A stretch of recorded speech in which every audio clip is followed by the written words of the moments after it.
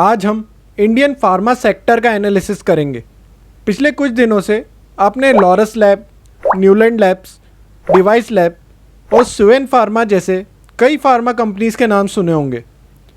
इनमें से कुछ कंपनीज़ तो काफ़ी अच्छा परफॉर्म भी कर रही है, लेकिन क्या ये कंपनीज़ ऐसे ही ग्रो करती रहेंगी या कोविड-19 पेंडेमिक के बाद इनकी ग्रोथ फिर स्लो हो जाएगी?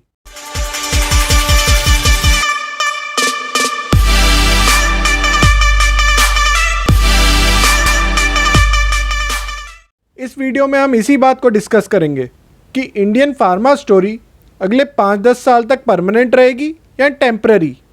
फ्रेंड्स, अगर आपने अब तक हमारे चैनल को सब्सक्राइब नहीं किया है तो इसे सब्सक्राइब करके बेल आइकन ज़रूर दबाएं ताकि आप हमारे फ्यूचर के वीडियोस मिस ना कर दें।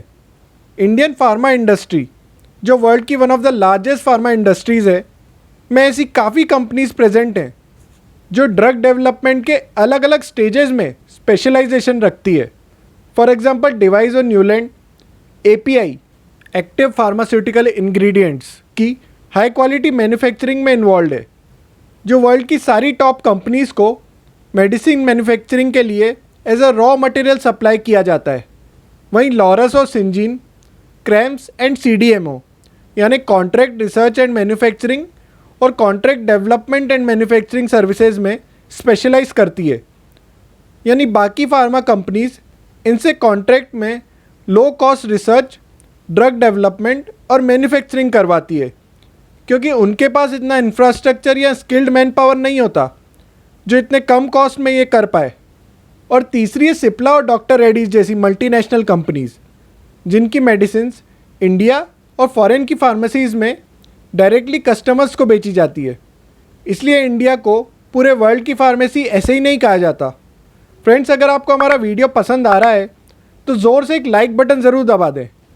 अब कोरोना वायरस की वजह से डेफिनेटली पूरे वर्ल्ड में फार्मास्यूटिकल्स की डिमांड तो बहुत तेज़ी से बढ़ी है, जिससे इन सारी कंपनीज़ को डायरेक्टली या इनडायरेक्टली फ़ायदा तो हो रहा है।